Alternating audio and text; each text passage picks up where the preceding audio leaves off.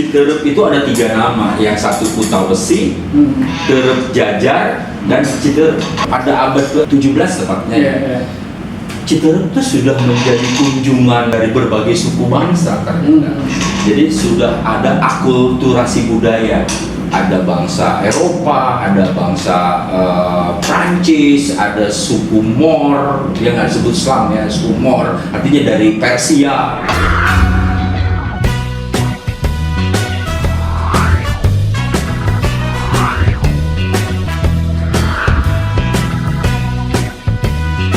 Jangan lupa like, komen, dan subscribe channel ini ya. Terima kasih.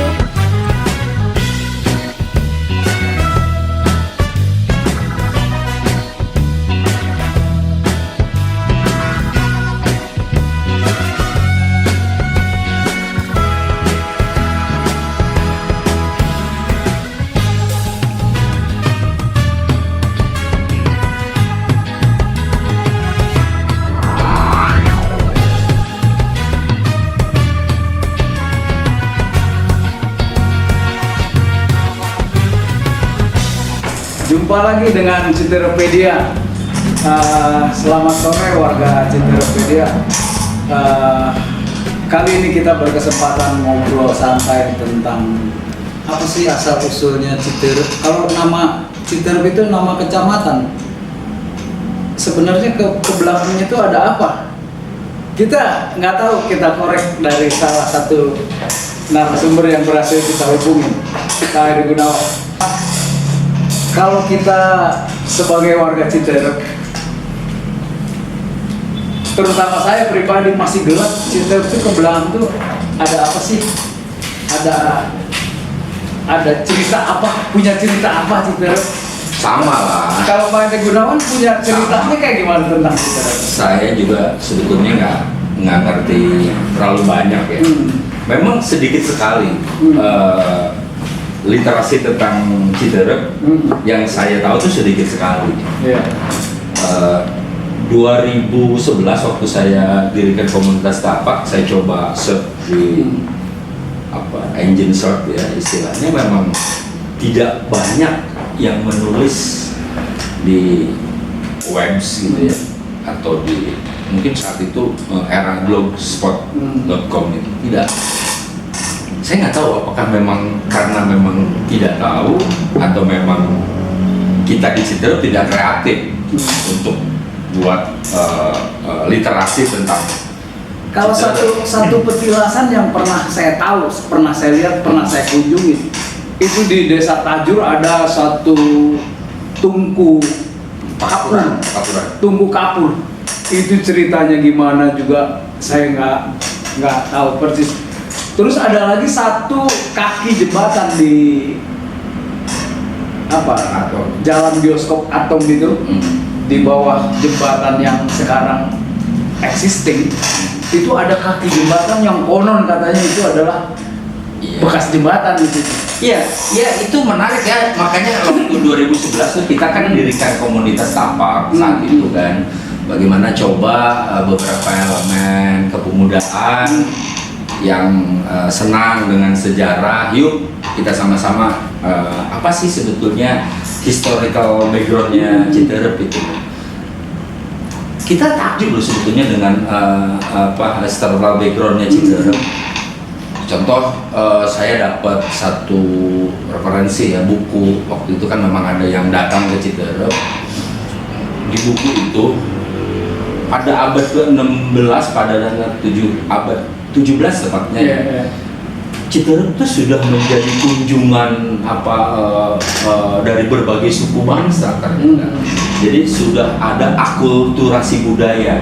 Ada bangsa Eropa, ada bangsa Prancis, ada suku Mor, yang nggak disebut Islam ya, suku Mor, artinya dari Persia. Dan artinya pasti ada sesuatu yang menarik, ya kan? Lain kembali ke pekapuran tadi ya. Saya pernah juga bareng Pak Tilas lah ya dengan komunitas itu.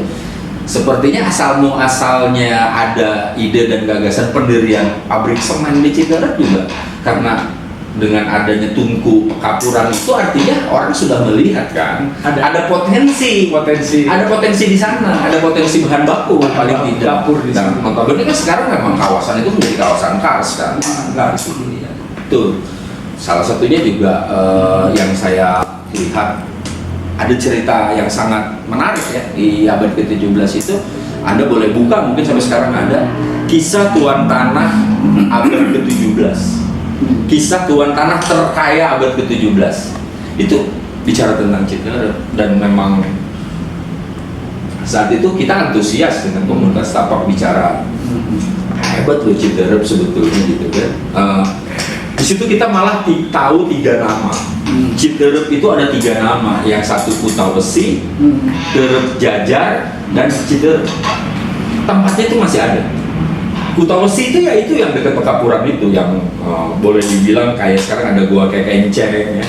Koreksi kalau ada salah, saya akan sebetulnya kita tunggu ada narasumber-narasumber lain yang bisa kita berdiskusi tentang awal mula satu daerah atau toponimi itu kan, asal mula penamaan sebuah tempat gitu. Namanya kan toponimi itu.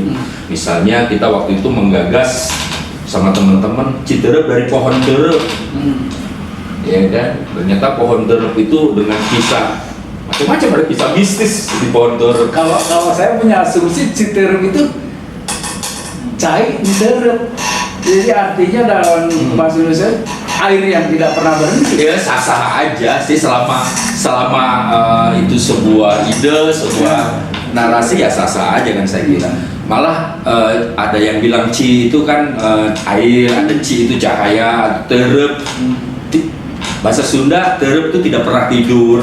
Citerep sampai sekarang memang tidak pernah tidur, selalu menggeliat gitu kan. Nah itu gemuruh deh. Iya kan, hiruk pikuk. Ya kan. Jadi, nah dari awal tentang pohon terep ya, waktu itu kita bicara pohon terep, kita sampai cari bahasa Latin atau Carpus elasticus itu kan. Orang tua dulu yang lama, orang Citerep ini ada cerita gitu. Jadi ceritanya ada orang cari kayu bakar di hutan gitu kan. Mungkin Citerep pasti hutan gitu kan. Kayu itu dibawa ke rumah gitu kan. Kalau orang tua yang asli Citerep pasti nah kamu jangan bawa kayu itu gitu. Untuk apa? Untuk suluh, untuk memasak gitu. Kenapa mak? Pokoknya nggak boleh.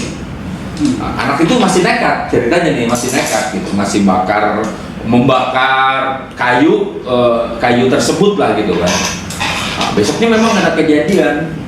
Jadi si dapurnya itu konon katanya diacak-acak harimau gitu. Itu kayu apa gitu? Itu kayu terep. Jadi artinya dengan segala cerita-cerita yang ada folklore di masyarakat, saya berpikir bahwa kayu pohon terep itu mistis sekali gitu. Jadi kayu terep itu kayu yang dilindungi, konon katanya tempat berteduhnya para harimau maung itu gitu kan. Jadi kalau saya melihatnya paling tidak bagaimana cara orang tua kita yang bijak itu agar kelestarian tangkal terep itu tetap ada. Ya kita ambil positifnya aja gitu. Kalau melihat sekarang ada keberadaan makam-makam keramat yang dikeramatkan pada saat sekarang. Ada makam Mbah Sake, ada makam Mbah Masan, ada makam Mbah Sanjak. Itu urut-urutannya kayak gimana tuh? Kalau urutan saya nggak begitu. Ini kan harus kita bicara. Apa ada kaitannya dengan perkembangan Citerep? Apakah mereka yang membangun Citerep? Saya menantang anak-anak muda untuk bisa membuat atau paling tidak mempertahankan makam-makam tersebut sebagai pertinggal sejarah, ya kan? Karena pasti kalau bicara Citerep, bicara Bambang Ngerang Sohe atau ya kan? Bicara di Sanja juga ada ya. Malah saya pernah di salah satu cerita tentang kesundaan, tertulis juga di ekspedisi Tome Pires gitu ya. Bahwa di Sanja itu dulu namanya Sandanaran gitu kan. Ada 40 rumah ditemukan di sana pertama kali awal perjalanan sebuah resi apa saya lupa namanya itu ya gitu. Artinya nama Citerep sudah disebutkan. Jadi Citerep dengan seperti itu ya. Seorang putra mahkota saja yang dari Kesultanan Banten gitu kan, mau di tempat peristirahatan terakhirnya di Citerep. Anda bisa bayangkan flashback ke masa itu, apa yang terbersit di seorang putra mahkota? Mungkin bukan Belanda. Ya, iya, Putra benar. mahkota. Abad ke-17 aja sudah didatangi bahwa tempatnya, artinya abad ke-17 sudah didatangi dari tamu-tamu dari Eropa, dari mana-mana. Apalagi Mayor Rianto punya sebuah wisma yang indah yang sekarang di PT apa yang pabrik mie gitu ya, yang di lokasi pasar Citerep kan. Itu cerita yang sampai sekarang terus terang masih punya mimpi untuk bisa mendokumentasikan dari sisi itu. Itu Dan banyak yang orang juga sempat culture shock ya, kaget ya. Ada beberapa tokoh-tokoh pemuda Citerep yang saya sampai kecil itu, masa sih gitu. Nah ini harus kita gali bareng-bareng agar orang tuh gini ya. Mungkin ada istilah kenal ya, tak kenal maka tak sayang. Kalau dia sayang, dia pasti yuk anak-anak muda Citerep kenali sejarah Citerep. Kita bukan bicara benar dan salah, bukan. Kita cari nilai-nilai positif dari yang kita punya. Saya punya, Anda punya apa? Kita combine, kita tarik benang merahnya. Mungkin kita ke depan akan menemukan satu jawaban tentang Citerep gitu. artinya Citerep itu punya kota kecil yang punya nilai Pasti. pada saat itu. Pasti. Kalau ngelihat abad 16-17 sudah banyak akulturasi budaya sudah ada. Ada Peninggalannya ada PT Perkebunan Iya. Karet. Iya, di Hambalang. Notabene adalah peninggalan Belanda kan? Iya. Los Pasar Citerep. Iya. Iya kan? 1925 gitu. Iya. Yang sayang sekali tidak ada bekas-bekas bangunan gitu kan. Itu cerita itu banyak sekali beredar kan dulu, orang bermain begitu kokohnya bangunan itu kan. Terus bicara Citerep dengan industri logam, bahwa ada satu jalan yang di Kampung Melayu, Jalan Raya Bogor, yang dimana tempat marketingnya orang-orang Citerep, hasil-hasil produk dikirim ke sana. Itu betapa pentingnya hubungan perdagangan antara Citerep dan ibu kota lah, Jakarta, Batavia saat itu kan. Jadi ya banyak hal yang belum terbuka sebetulnya di Citerep dari sisi itu menurut saya. Emang Citerep untuk pembangunan Jakarta kalau yang pernah saya Iya, alami itu. Bina Marga yang di Sanja, batunya, tanahnya yang sekarang ada di kantor Bina Marga. Workshopnya proyek Betul. Jagorawi adanya di sana. Betul. Dan Jagorawi saat itu kan keren. Iya kan, Indonesia proyek tol pertama kali, iya kan. Itu ada peran Citerep di sana. Betul.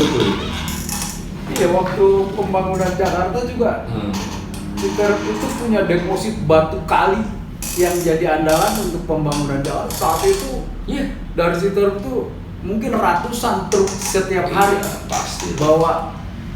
Artinya sumbangsi Citerep untuk pembangunan Untuk nasional pembangunan Jakarta. saat itu kan. Sampai sekarang pun kan Citerep, ya kan sekarang ada peacekeeping kan, pusat pelatihan tentara perdamaian, ya kan. Yeah. Citerep sekarang jadi ada industri terbesar nasional yang perusahaan Iya, besar kan. iya. Ya. Citerep, kompleksitas Citerep juga nambah lah di situ ya. Ya, saya nggak tahu ya. Kalau kita berandai-andai, apakah mungkin beberapa teman-teman sudah ada yang melihat buku-buku lama ya tentang Citerep, potret-potret Citerep yang dulu teduh, indah, nyaman. Sebagian di dekat komplek kepolisian tuh masih ada ya.